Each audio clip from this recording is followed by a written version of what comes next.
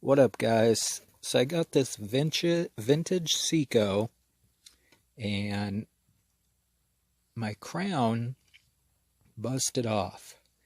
So there's just the tip of it busted off. The rest of it's still inside the watch. There's the tip right there.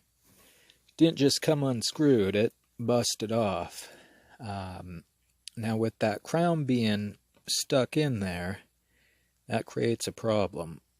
So we're going to look at getting that out. Now, as you can see, the crown is still in there. Going to get that battery out of the way first, and I'll show you. There is a release on this watch and several other Seiko watches on how to remove that crown or dial.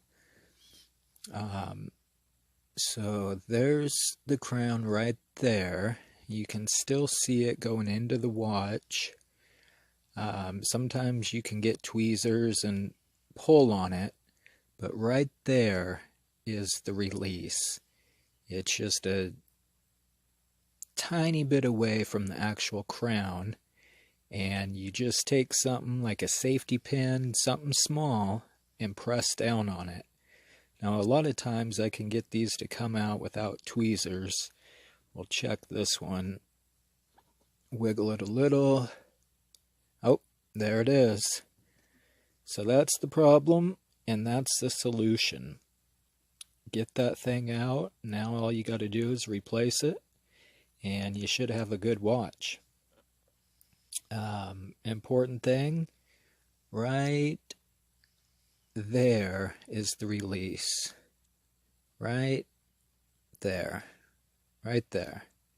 Just press down and you're good to go. If you've learned anything, please feel free to like video and check out my other videos for all new fantastic info. Thanks a lot, guys.